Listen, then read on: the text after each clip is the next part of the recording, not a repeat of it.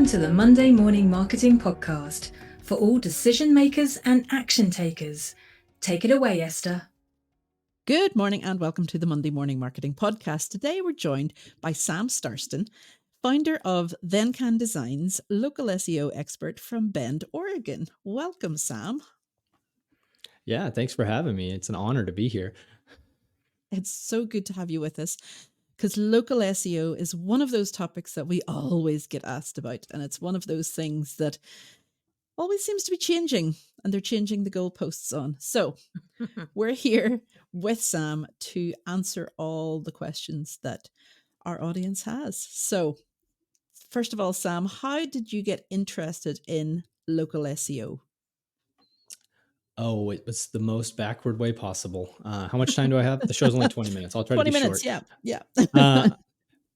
Essentially, I was around 2020-ish. I was starting to kind of make a career change and get my values aligned, the total like millennial existential crisis. And I realized that service is my primary core value. So I wanted to figure out a way to help people. I've always been interested in technology. So I was actually learning how to code. I was this close to going back to school for computer science. Thank goodness I didn't, because OpenAI is taking all those jobs. Yeah. But as I was doing that, somebody reached out to me to build a WordPress website. I didn't even realize that WordPress was still a thing. This was near the end of 2022. And it was way easier than coding from scratch. Surprise, surprise. Mm-hmm. And so I started to go down some rabbit holes, took some courses, joined a community, filed an LLC to, get a business going over here in the States. And in May of 2023, I left my job and went all in. And started showing up to networking events and said, I build websites for small businesses. And everybody was like, cool. So does Squarespace. How do I rank higher on Google? And so once I got out of the fetal position on the ground, I said, you know what, I'm going to try to figure this SEO thing out, because that's how you rank higher on Google. And over time, I realized there's different flavors of Google. There's national SEO, there's e-commerce SEO, SaaS SEO. But I really found, like, for my business, I wanted to rank in Central Oregon, where I'm located. And so that's what I started work on first, started to do it for the first couple of website clients that I had. And it was working. And it was kind of easier than some of the other flavors of SEO. So I was like, all right, I'm going to do this. And so I've been really all in on this service for the last year, really growing my business, have a little team now, and just trying to keep consuming knowledge. One of my core values a little farther down the list after service is lifelong learner. And so I love to learn new things. And SEO is one of those things that's constantly changing. And so, I love kind of just digging in and seeing the little tweaks and changes and opportunities. And I feel like, we got two choices in this life. We can stay complacent and do this. People that are listening, my hand's going down, or, we could keep growing and keep expanding. And so that's the path I'm hoping to choose. And so, that's how I got in SEO. So I thought I was going to code, and now I'm trying to help people rank higher on Google. Brilliant. I think we should do a competition on how many times Sam said SEO in that first question. I'm trying to help us rank in the podcast SEO. So how we came across Sam is interesting, because Sam has made himself quite well known online because of his SEO and because of his prolific video creation. Talking about a certain area that I'm personally very interested in and quite invested in. And he is my teacher in Google Business Profile. So, I came across your profile whilst I was doing a search when I wanted to sort of bone up on the topic. And you ranked first in every search I did. It must be which good is interesting. at it then. Yeah, must be. Especially as you're all the way over in the States. So it was hardly like a local thing, So you now do that for other people, don't you? You show people how to do it, and you also manage sort of local SEO of all types for them. So give us a list of the type of SEO styles that you perform for your customers. Yeah, I would say kind of our bread and butter package. I like to call it the SEO TLC plan. TLC stands for traffic, leads, and clients, because that's what we all want more of. Little fun play on that. But the main thing we do with that package is we really focus on what's most important for local SEO. And so what's most important, it comes down to three things: Google business profiles, which I know we're going to talk a lot more about today, your website, telling Google what you do and where you do it on your website. And then the last thing is authority. Now, I know this is a marketing podcast. You talk a lot about social media, and there's this whole like concept of becoming like a thought leader and things like that. Hopefully I'm working on that for local SEO on YouTube. But this authority is different. It's the way Google thinks of authority is like other websites pointing to your website. And the game's changed, 10, 15 years ago, it was all about quantity. And that's why you can still go on some of those marketplace websites and buy a ton of those links for $10. But here's the thing, that doesn't work anymore. The algorithm's gotten more complicated, but it's really important for local SEO to get the right signals pointing back to your website to say, this is where we do this. So these local like references, and then also like, this is what we do. So these like industry specific references. And you guys have a whole episode about backlinks, so we don't need to talk about that today. But that's kind of what I'm talking about. So our main packages, we focus on those three things: GBP, website, and building authority. Brilliant. And I love your TLC, your new take on TLC. I can't get over calling them flavors of SEO. It's almost like, which one's strawberry? Your favorite one at the top of the list. But yes, we're going to talk about GBP, not Great British Pounds, but Google Business Profile. Because again, all of these acronyms have been around for years, meaning something different. Like the hashtag used to be the pound symbol and used to stand for number, and now it's changed. So with all of these new acronyms and things like GBP, and how do we get the algorithm to change it from thinking that we're talking about Great British Pounds to Google Business Profile? I keep going to call it by the old name. That's how long ago I started using Google Business Profile. So that's why I sort of slow it down before I get there. But Google Business Profile has been known to be very powerful because Google itself is very powerful. So why aren't more people using the power of Google Business Profile? Yeah, that's been a question that I've kind of had the whole time. Like once I realized the GBP had nothing to do with Great Britain, and that it's not the Google My Business anymore, I was like, whoa, this free tool is an invaluable resource, especially for the small business owners that are trying to DIY their, boosting their online presence. It's an invaluable tool, and it's fairly easy to use. It's got Google's algorithm behind it. So there's some things that are a little tricky, but the user interface isn't that hard to figure out. So being able to fill in the basics seems like it's pretty easy. And yet every week I am almost flabbergasted that I meet this small business owner that's so savvy. They have all these things figured out about their business, and they either don't have their Google Business Profile set up, or they have like, one review on it from 4 years ago. And I'm like, what are you doing? And I think, I don't know what it is, but it also brings me back to like before I started doing this, because I didn't come from a marketing background. So I would have never known that the little rectangles by the map, when I search blank near me, and, it could be something as simple as when you get a haircut, right? You search for haircuts near me, or, fill in your city and, your area. That little map shows up. I like to call it the map pack. There's usually 3 results next to it. Those little rectangles are intimately connected to your Google Business Profile. That's essentially your Google Business Profile. And so, but I didn't know that. I didn't know that's what that was called. And I've actually seen this recently with one of my clients. He got, one of those emails that seemed a little fishy, but said he was bored. So he's like, I responded to the guy. And he was talking about Google Maps SEO. And my client reached out concerned because he's like, are we focusing on Google Maps SEO?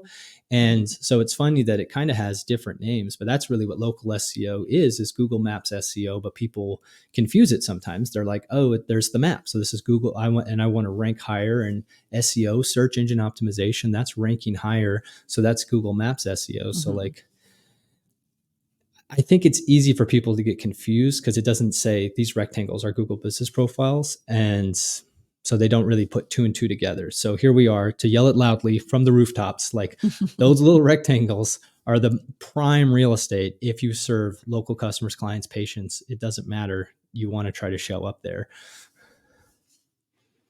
Okay, so when it comes down to Google Business Profile in its essence, I think a lot of people don't appreciate that it's actually a social profile. I think, Mm-hmm. and I was quite ignorant about it myself. It's a revelation to everybody, I'm sure. But I think a lot of people think it's somebody else's job. Like it's the website designer's job to set up the Google Business Profile, and it's not yours. And I suppose there's a bit of an element of truth to that because of the map. You know, if you do have a local service area or you have a shop or something like that, then it's worth obviously putting the map on your website. But do you think people are now changing their mind and how they're going to be using this now? Are you getting better educated to do it? I think people are recognizing more and more of the value of it. Business owners seem to be getting more and more savvy about the tech stuff, especially when I work with more of like business owners that are like millennial or below. They've already got a website and they whip something up pretty quickly. They're like, I watched, 20, 30 hours of YouTube videos and I just got this thing busted out. I'm like, whoa, good for you. And so I think they're starting to realize like, okay, the website's important. So I'm going to get something slapped together, even if it's not perfect. And then now I'm recognizing that I need to show up higher. And then they start to figure out like, oh, okay, the Google Business Profile is important. But historically, it hasn't been as important. There were other signals that Google was measuring at a higher rate because it wasn't as good a platform as it is now. It's pretty like, I think we might notice this like when we're maybe looking for food and it's like, oh, the menu's actually there now and there's pictures of the inside and there's these reviews, and it's like it felt like for a while we were all using Yelp, but now it's like most of the time when I look for a restaurant I just use Google. And so like even back in say like 2021, there were other signals that were more important. And so I think web designers were more just like setting this up just to have it up there. And then, they were like, well, should I do anything with this? And they're like, no, because it wasn't as important. But that importance factor has gone up every year. And so now it's like you said, it's almost like a full-fledged social media profile. Not that you have to post on it every day, but you can post these little updates, and there's some research that shows that doing that's good. But the main reason why I think that it's going to continue to trend up in importance is because we're kind of like right on this precipice of Google trying to incorporate more and more AI into its search results. They even tested that. Now they have AI overviews. If you ask Google a question, you'll get an AI overview answer. The test version of that, the beta, was called SGE, Search Generative Experience. And for local searches, they were showing this local panel. So the AI was like creating what really looked like a map pack. And when they finally launched AI overviews in the US, they got rid of that because they were like, oh, the map pack's fine. But they've hinted some other things that look interesting, like having the results, like these little blocks that come down that are generated by AI. So if you search more of a longer tail keyword into the search thing, you don't just search for, landscapers near me. You say landscapers near me that specialize in hedges or something like that. It'll start giving you results that are more tailored to that longer search. And the more we use stuff like ChatGPT, we might start typing into search boxes. So that was a long-winded answer of it was less important. Now it's really important. And it's probably going to get more important because where's Google going to pull that AI information from? Well, probably your website. They're probably going to still look at authority, but they have this primary data source of local business information, and it's the Google Business Profile. Amen. Okay, so at the time of this recording, recently there have been scares going around in regards to Google Business Profile, profiles that are being removed. And this is especially this is coming from people that we would talk to who are in service-based businesses and maybe working from home, doing those service-based businesses. Maybe they're not customer facing or not getting customers in through the door physically. Is there a danger that these profiles can disappear from people who don't rent an office and pay money to somebody else to run say a digital marketing agency, or is it something that's a glitch or a blip in the system? Because you're saying that it's going to be more and more important, but if not everybody has access to it, then what's going to happen? Well, I don't work for Google, so I have no official statements on No, behalf I'm of coming Google, after so you, I don't Sam. know. Well, one of the reasons why it's becoming more important, I think, over the last couple of years is since COVID, they've really kind of relaxed their restrictions. It used to almost only be for places with physical locations. Like in some map platforms are still like that, like Apple Maps. I can't get a pin for Apple Maps because I don't have a physical location. I work from my home. I'm no longer in the corner of my bedroom, which is nice, but it's still my house where I work, right? And a lot of people are like that. Even like service-based businesses, you think about your local roofer, they're usually starting with a truck out of their house, right? They don't need a physical location. And so Google recognized that, especially during COVID, where people were forced to work from home. And so now they've changed their verification process to make it so they can still make sure that the businesses out there are legitimate,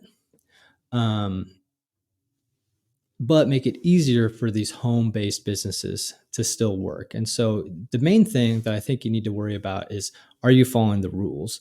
If you serve clients, if you have a physical location, you pretty much can always have a Google Business profile. So check that one off the list. If you serve clients either at their location or at a neutral location, you're probably okay. You should be okay in that one. If you only serve people online, then you actually don't qualify for a Google Business profile. And another thing to think about too is the GBP is really just for local. I have a lot of people that could do both, right? Kind of, it's like a hybrid SEO approach. You guys can do, Melanie could do social media training with somebody in her town and also all of Ireland and also probably all over the world, right? But the GBP is going to be mostly for right there. And so I always try to remind clients, prospects, people I come across randomly on the internet and be like, hey, GBP is just for local. And so really try to focus on that. And sometimes people stretch their service area too thin, and that can show some red flags. But, kind of going back to the verification process, predominantly now it's a video verification for new businesses. Yeah. And you just got to make sure, you usually say, get your ducks in a row. But I went to a school where beavers were the mascot. So I say we got to get your beavers in a row first. Because the ducks are the other guys down the road. So we don't like those ducks. But anyway, you get your beavers in a row, you record the video, and you're usually good. But you got to make sure, you also have to do, Google only wants legitimate businesses. And so, you got to make sure you got your paperwork. You got to show certain things. And, if you get stuck on that, there's look up Google Business Profile verification video and scroll down until you see my face. And there's a nice video by me that walks you through all the steps, so that way you can get verified. But I've seen a lot of home-based businesses have had some troubles, but once they get past the video verification, then Google's like, you're legit, which is good. We want that, right? We want it to only have legitimate businesses because spammers will take over that in a heartbeat if they make it easier. And so is it annoying? Yes. Is it actually a good thing? Unfortunately, yes. Okay, so well, that does make a lot of sense. And I can hear people going, okay, so it's really good for SEO. It's free, it's available, accessible, it's got AI in it. It's something else that we have to prepare content for, something else we have to schedule. Is this going to make our scheduling tools more expensive because it's another platform? Which platforms can we actually schedule on? Because I struggled to find any that did until I met Sam. So how can we schedule to Google Business Profile and make this ordeal that much more palatable for our listeners? Yeah. So I think one thing that's important to mention before we talk about how to schedule these updates is that when it comes to the hierarchy of what's most important for your GBP, this is actually really, really low. So I would say that making sure you have the right primary category, and that's as simple as looking at your competitors, and there's tools to help you do that. Making sure you have all of your secondary categories in, making sure that you filled out your profile completely. And then really like the main activity you should be doing on a week to week, month to month basis is getting more high quality reviews, trying to get people to write more about the services you do. And particularly if you're like a home service business, getting them to mention where they provided that service. That's a way to really expand your reach, because usually you just show up kind of near your pin. And so that's one way to expand it. And even for something like, what you do, Melanie, or what I do, like just having them mention the city where they're at, that can be helpful. And so I would say like priority list, though, like 1, you got to get it optimized in the early days. You got to get it dialed in. 2, you want to keep getting reviews. And then 3, that's where we can come into doing things like regularly posting photos, checking that little Q&A area. And then what you're talking about is scheduling updates. And this isn't Instagram. You don't have to make a post every week. You could take maybe your post from the week, give it to ChatGPT and say, amalgamate this into one post that's targeting this service that my business does. Please take out all the hashtags and emojis and then, or pound signs or whatever you want to call them. And then just take that and then post it with a really basic photo that you either, steal from your website or you put together in Canva. And that's it. Because a lot of the research shows that humans don't look at this. Now, if they do, that's good, because a lot of the recent findings from Google's legal troubles over here in the States show that Chrome is collecting a lot of data on us as we use it. And so if people are interacting with your profile, there's probably a really good chance that will help. And so I think that's more for specific industries. Like, if you're doing new stuff all the time, people might interact with that more. But, if you're like a plumber or something like that, you're mostly doing it to tell the algorithm about the services that you provide and where you do it. And so I usually follow a strategy of, okay, what are the 4 services you offer, or 5, or whatever, fill in the blank. We just make posts for each service, and then we loop back around. Every once in a while, we might do like, here's a background story, or like the first post we'll ever do is like introducing this business. And every once in a while, we'll switch it up, maybe do some holiday stuff. But again, humans aren't really looking at it. So that's why you don't have to worry too much about it. And so hopefully it doesn't add more stress. If I want to put any stress on you, it's to get more reviews, more high quality reviews. And so when it comes to doing that 1 post per week, you really don't want to add to your monthly spend on something like Buffer or whatever you use for social media posting. So I've been using a tool called Plannable, which is nice because it's free up to, I want to say, well, they could change, but it was free up to 50 posts. And so if you're doing 1 post per week, you're going to be fine. If you're a marketing person and you have clients, eventually you'll hit that cap. But that's actually still the tool we use to schedule GBP posts to this day, which I guess are called GBP updates now. But yeah, that's the tool we use, is Plannable. 1N. I don't have a referral code. If I would, I would take it. Just kidding. But yeah, it's free. So yeah, you should definitely check it out, and you can schedule it. And like I said, about 1 per week, maybe 2 per week is the most I would recommend. But I have seen actually some people get some results. I had one client where all we were doing was GBP management, which I don't usually do, but for this client, that's what we were doing.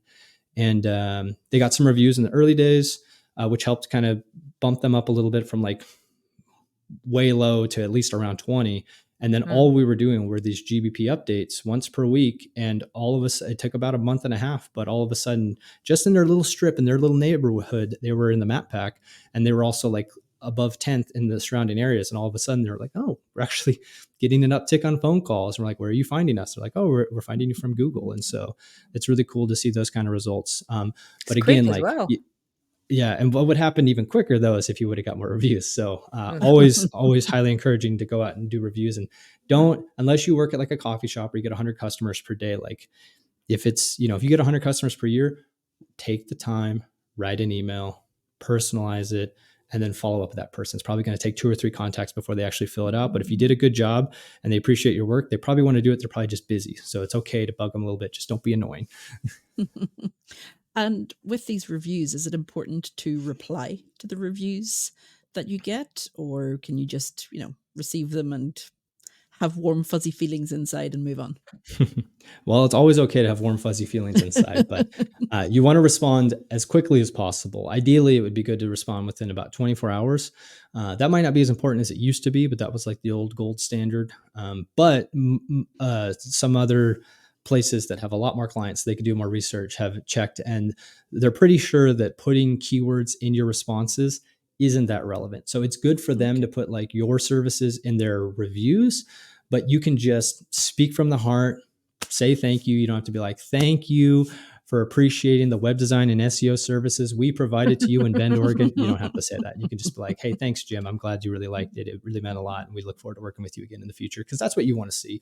Also, equally important, or potentially more important, is not only responding to those good reviews, but respond to any negative reviews you might get, because Yes. contrary to popular belief, there's pretty much no way to get a negative review removed unless it's legitimately spam, or you can prove, which is pretty freaking hard to do, that it was a competitor or something like that. And so all you can do is show up, be kind, lay out a plan of how you would handle it differently in the future, and say that you hope they'll be willing to give you a second chance in the future. Even if you don't believe it, even if it's really hard to do, just imagine that you're a potential client surfing through the internet and they see that 1-star review. What are they going to do? They're going to read it, and then they're going to read your response. How do you respond? That's more important than the actual review.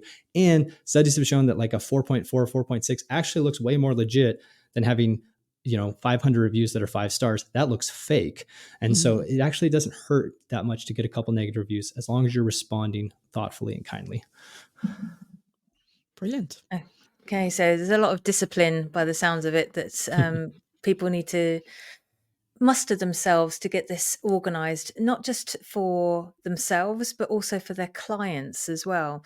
And you did touch on that just briefly there, that there is a way of managing other people's Google business profiles as well, isn't there?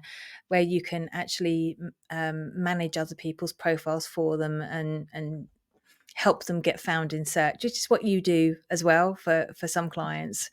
So there is a possible revenue stream for marketers listening here who can add it to their sort of list of services. But largely we just want people to have a bit more knowledge about how powerful this tool is. Google is not falling off a cliff as much as ChatGPT thinks it is. And everything's incorporating AI, including Google. Yeah. So it's not past its heyday yet, I don't think. Not yet. So Sam, we know you're in Bend, Oregon. But how do we get to contact you if you've got any questions, if there's any particular products or services they want to chat to you about? What's the best way to reach you? Yeah, I think the best way to reach me, you can just go to the agency website. So that's thencandesigns.com. It's just like the word then and the word can. It's not that hard. The word means thoughtful. I wanted to build thoughtful websites. And then when I decided to get into SEO, I said, okay, now we're going to get thoughtful results. So thencandesigns.com. That's the easiest way. You can just fill out a contact form and I'll get in touch with you right away. Excellent. Brilliant. Well, thank you so much, Sensei, for coming on to talk to me today. To us today. It's been great having you back on, Sam. I haven't spoken to you face to face for a while, so it's great to chat. That's all the time we have for this week, but we'll be back again with another podcast, if I can say it properly. Have a great week and say goodbye, everyone. Goodbye, everyone. Goodbye.